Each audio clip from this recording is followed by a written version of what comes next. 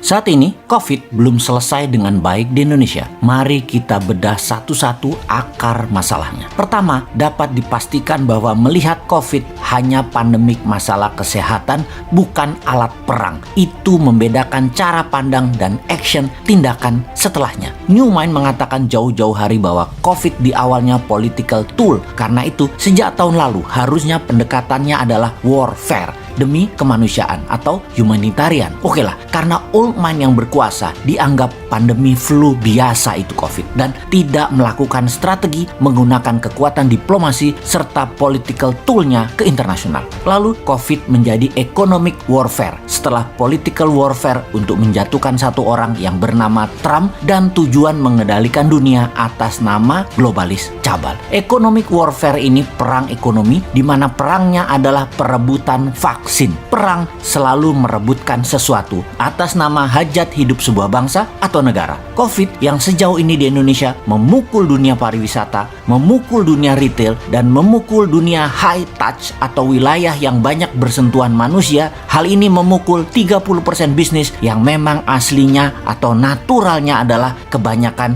berinteraksi fisik. Dunia oleh COVID dipaksa menggunakan gadget di dalam berinteraksi. Terlambat melakukan hal ini, bisnis Anda kolaps. Bahkan sebuah pemerintahan bisa kolaps. Kepada masyarakat yang awam, kita ingatkan COVID adalah war tool, alat perang globalis cabal. Globalis ini adalah non-state actor.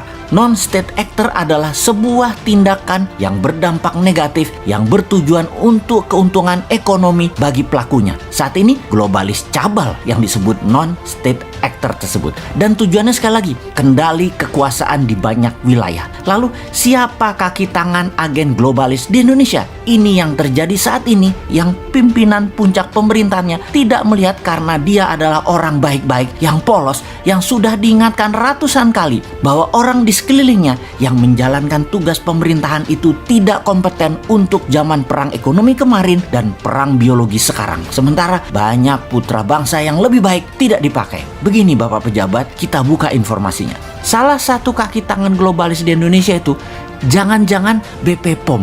Kenapa? Karena dia bisa dikerjai oleh broker vaksin asing. Benar, efek COVID-19 adalah bisnis vaksin. Broker-broker tidak berperi kemanusiaan dapat momentum. Mereka mencari fee.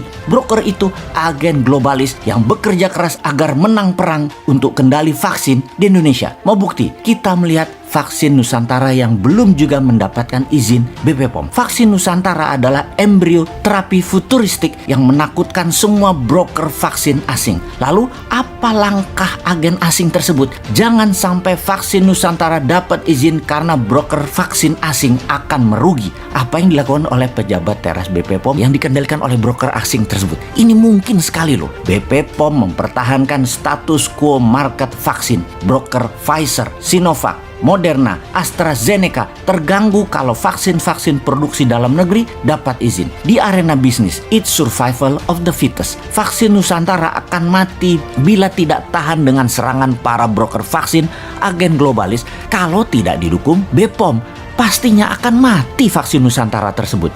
Di invisible hand, para broker bekerja seperti mengeliminasi dokter terawan dari kabinet. Lalu bahkan dia mau didubeskan. Itu langkah awal dari globalis. Kemudian para broker melakukan all around attack atau serangan 360 derajat ke semua arah demi vaksin globalis berkuasa di Indonesia. Mereka ubah regulasi sampai menggunakan mulut dalam tanda petik para ahli yang nggak ngerti dendritic cell platform untuk mematikan vaksin Nusantara. Dengan vaksin Nusantara sesungguhnya Indonesia menjadi pionir di arena COVID-19 dendritic cell based imunoterapi. Fakta saat ini yang paling ampuh adalah memainkan dalam tanda petik BP POM yang dilakukan oleh broker asing globalis demi matinya vaksin Nusantara. Sungguh, broker-broker vaksin paling aktif menghalangi riset vaksin Nusantara. Tema omongannya menyentuh aspek di luar domain lembaga pengawasan obat tersebut, mempersalahkan tenaga ahli luar negeri misalnya. Benarlah, komentar di banyak media internasional yang harusnya bikin malu pejabat Indonesia karena satu-satunya di dunia yang tidak paham soal dendritic cell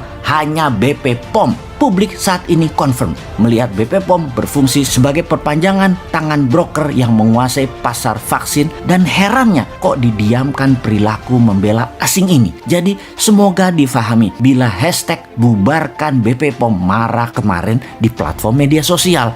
Ini sebuah pembelajaran bagi BPOM agar terus kaizen.